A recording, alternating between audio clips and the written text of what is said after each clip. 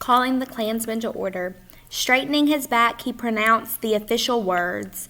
I, as patriarch, do hereby advise my clansmen that my sixth grandchild, the 33rd member of the House of Wong, now living under the ancestral roofs in one of the 39th generation registered in the clan book, will now be known as Shirley Temple Wong. So Bandit is now, her new name is now Shirley. So then we move into chapter 2, February. There's the picture that it shows us for February. And the title of it is A Journey of 10,000 Miles. So we know she's going from China to America. So maybe that's the journey she's talking about. The sea was not calm, not deep green like jade. It writhed like a fierce black dragon with chili peppers up its snout. And Shirley never saw the skies. She lingered in her bunk throughout the month-long journey to San Francisco with no appetite for food, much less adventure. So they're on this boat from China to San Francisco for an entire month. Mother, though, never faltered. As giant waves sent slippers, suitcases, tables, and the chairs she sat in slithering to and fro across the floor, she knit on, unperturbed. If she did cry out, it was not because she had crashed into the wall, but because she had dropped a stitch. Father had always claimed that his wife was like no other. It was true, Mother was unique. Everyday things like the tiniest cockroach or a gentle tap on her back made her shriek. Extraordinary things did not alarm her. Shirley knew better than to ask Mother to remove a splinter. Even a droplet of blood made her cringe. Yet when Precious Coins was about to be born in the hospital miles away with bombs falling like hailstones, it was Mother alone who soothed the frantic household and quietly delivered the baby. And now she who never dared go even to the nearest market without a companion, had taken charge of their journey of 10,000 miles. At last the ocean ended, and the ship hiccuped to a halt in the harbor. The queasiness was gone. Shirley felt like Shirley again, not like a sick toad. Hurry, said Mother, taking her by the hand. We must not miss the train. Shirley could hardly keep up with her as she snaked her way through the crowd of travelers. At every stop, whether immigration or customs, she alone gave the magic password, for not once did they have to fill out extra forms, not once were their bags opened. All the inspectors seemed bewitched by the lovely, slim Chinese woman who was in such a hurry. Outside there was a torrential rain. Somehow Mother found a taxi, and it delivered them to the station not a minute too soon. Only when they were safe in their compartment, when nothing serious could go wrong, did Mother fret. What if your father is not there to meet us? But you wrote. What if the letter was lost? You sent 3. I did. You told me so yourself. What if I made a mistake in the address? You couldn't have, not on all 3. The what-ifs continued, and Shirley tried not to smile. It was so like Mother to tame a den of tigers and then jump at the sound of a kitten's meow. Throughout the journey across the United States, Shirley stared out the window of the train. So they've taken a boat from China to San Francisco, which is out in California. Then in San Francisco, they got on a train, because San Francisco was just where their boat ended. It's not where their new home was or where their trip ended. So now they're on a train going across the United States to where they're going to live. But she remembered nothing of what she saw. Her thoughts were always with Father who knew how everything worked. Was he not an engineer with a diploma from Shanghai to prove it? Had he not explained why the stars twinkled and how submarines slunk beneath the seas? When she asked why people must die, he had said, because we must make room and give others a turn to live, and he could fix anything, lamps that refused to light, doors that squeaked, even quarrels, except for the one between great-great-grand-grand-aunt and grand-grand-uncle. How she missed him. As the wheels of the train clacked along the tracks, they seemed to chant, 4 more days, just 4 more days, 3 more days, just 3 days, only 2, only 2, only 2, tomorrow, tomorrow, today. So they were on the train for 4 days. At last, it was the hour when their year-long separation would end. Shirley clutched her seat, afraid joy would launch her through the ceiling and whisk her high above the clouds. She fixed her gaze on Mother, who twisted her handkerchief nervously, smiling at someone who is not yet there. Can we go now? Better wait till the train has come to a stop. You wouldn't want to fall and skin a knee just before you see Father. I'll be careful. We'll be there soon enough. Now?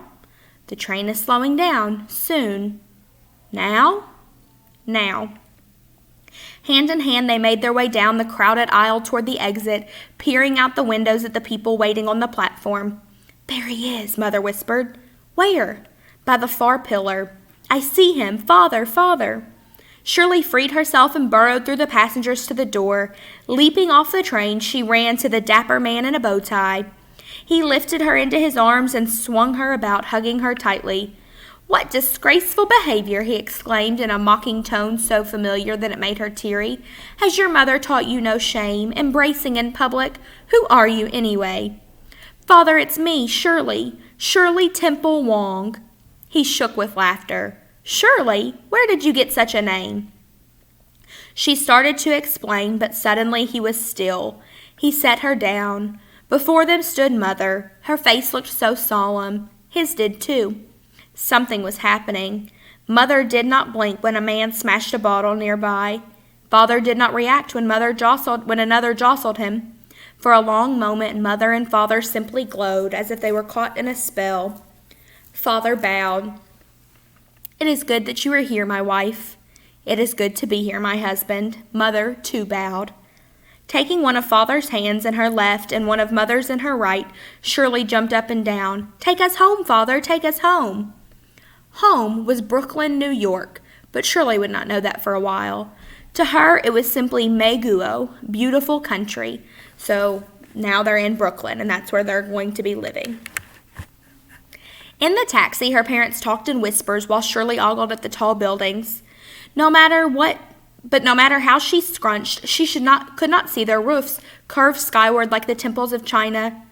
She could not see if their roofs were curved skyward like the temples of China or were topped with straw like homes of peasants. Now and then she waved, even though the streets, as wide and as straight as an airstrip in Chungking, were empty. Where were the bicycles and rickshaws, the mules and the carts? How did people market? There were no peddlers or farmers' stalls. But strangest of all, where were all the people? In Chungking there were always people. Surely somebody lived in those tall buildings. Surely. Shirley could not know that it was Sunday, a day when everyone stayed put except to go to church, and the tall buildings held only offices. So this is the next picture we've got of them, I guess, at the train station. So you've got little Shirley, her dad, and then her mom standing there with their suitcases, and then people behind them. As the taxi approached the Brooklyn Bridge, Shirley gasped. She wanted to jump out and touch it. Never had she seen anything like it before, not even in pictures. How was it held upright? Surely not by the ropes that looked like Mother's knitting stretched out. Sometimes Shirley wondered why she was not afraid, but there was too much magic in this new place for her to question it. And besides, she was with Father. Once more she took his hand. Soon after crossing the bridge, the taxi stopped. The houses were short, just a few stories high. They were built of stone, and they looked all exactly alike. They stood directly on the street, unprotected by garden walls. Steps leading to doors went up and down from the ground. "We are here," Father announced. Shirley's new home was on the 3rd floor. Altogether, the place was barely larger than her own room had been in the clan compound. But her disappointment did not last, for Father was proud of it. "Look at these walls," he boasted. "I spent an entire week cleaning every inch with a scouring pad." A sofa and a chair covered in a faded floral pattern sagged where people had sat. Set against the wall was a square table and 3 straight-backed chairs without dragon feet. In the middle of the room was a plain, unlacquered screen. It hid the only purchase Father had made, a brass bed for 2. "Where will I sleep, Father?" "Ah," Father opened a door. "For you, my daughter, a most special place." Behind the door was a place with drawers up to the ceiling on both sides. Pulling out the bottom ones, he flipped them over and set them side by side, then placed 3 cushions over them. "A fine bed for you. Try it." Shirley lay down. "I knew it, Father Beam, just your size." Shirley nodded, although she wondered what would happen if she grew another inch. Perhaps Father thought she had attained her full height. "Come along, I'll show you the kitchen." It did not look at all like a kitchen. No hanging ducks or hams, no woodpile or soot, no picture of the kitchen god, just a tiny room with a washing bowl and 2 white boxes. "Where's the cook?" Mother asked. This time, Father's crooked smile was even more crooked than usual. In America, all cooks work in restaurants. Must we eat out for every meal? Shirley wondered. In America, the father continued, the wife cooks. Then we shall starve, Shirley thought. Unlike the aunties, Mother had never had any interest in preparing food. So Shirley's mom's surprised and a little shocked. She's never cooked before, and because in China they had a cook, and so now she's got to figure out how to cook, and that kind of surprised her a little bit. Father opened the bigger of the white boxes. So they've got all these white boxes in the kitchen that they don't know what they are. It's easy. Everything needed is in here. Eggs hung in the door, bottles with colored fluids stood on a shelf. There were beans, spinach, and oranges in one drawer, slabs of meat in another. Peeking inside, Shirley got goosebumps from the cold, but she couldn't find the window. She tugged Father's coat. I don't see the window to go outside, she said. So think about what might be big and white in your kitchen that you got your eggs in, and it might be cold. Shirley doesn't have any clue what this is. What do you think it is? The thing that's big, cold. Yours might not be white, it might be black or stainless steel. Father laughed. This, Shirley Temple Wong, is an icebox, another word for a refrigerator.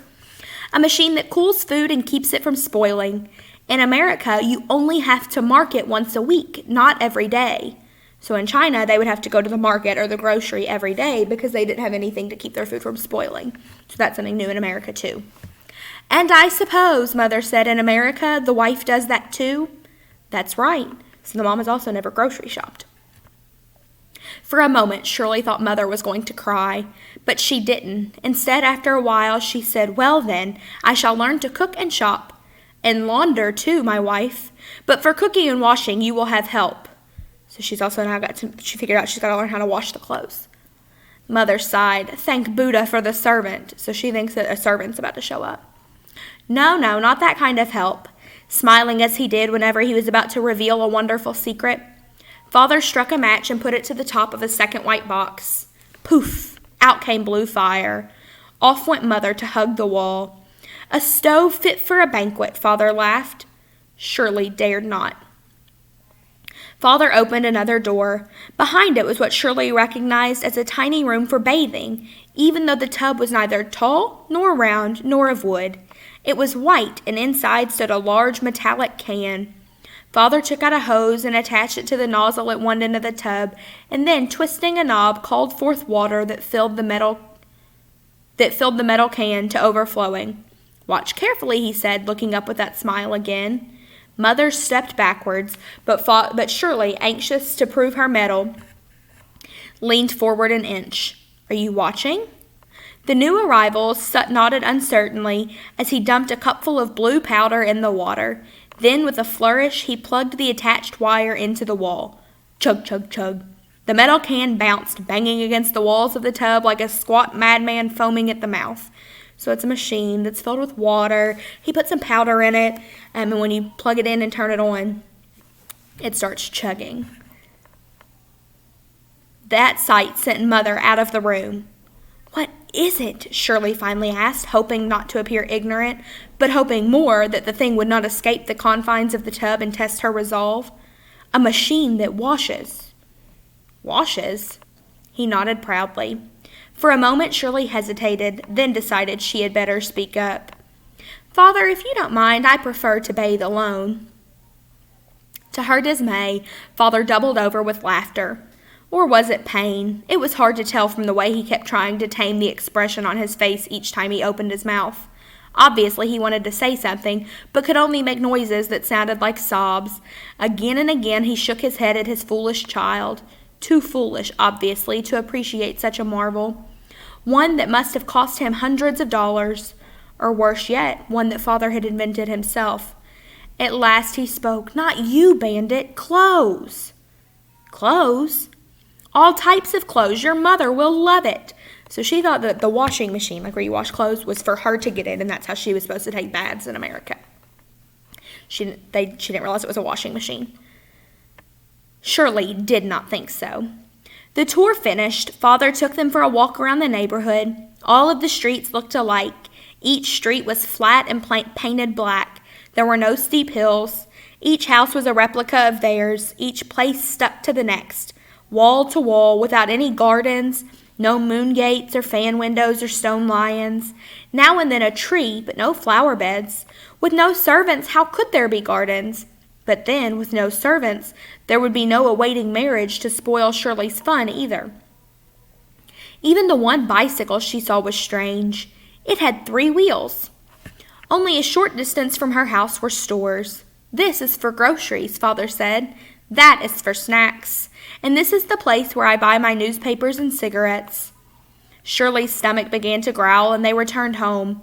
Father prepared lunch. Orange noodles out of a can.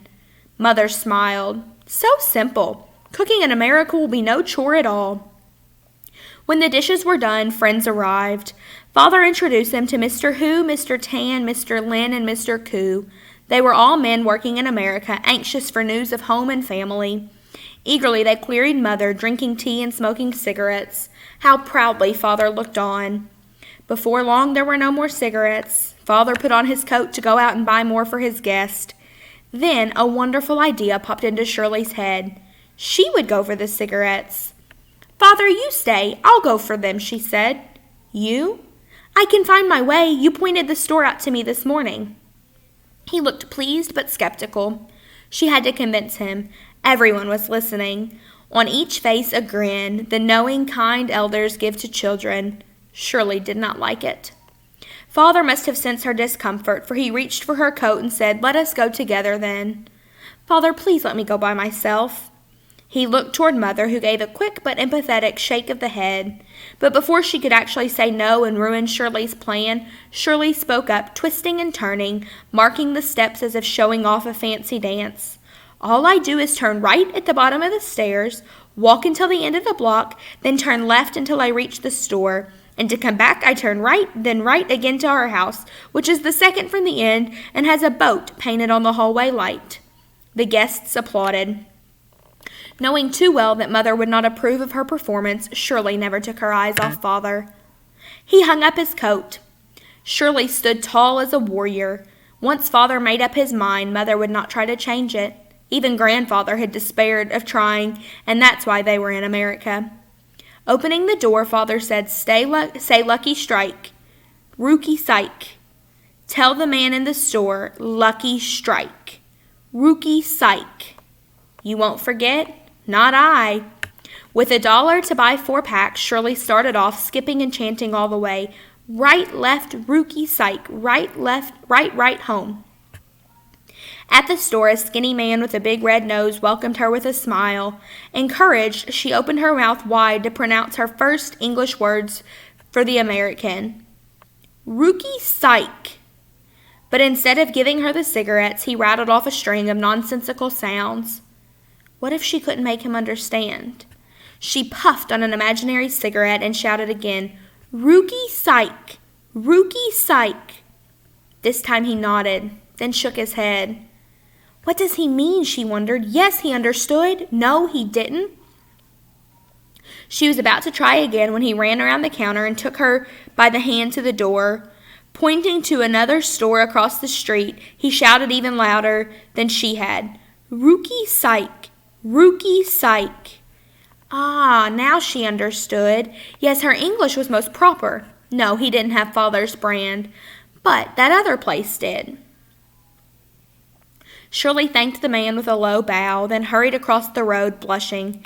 How awful it would have been to return home with no proof of her triumph. The woman in the second store was reading a book.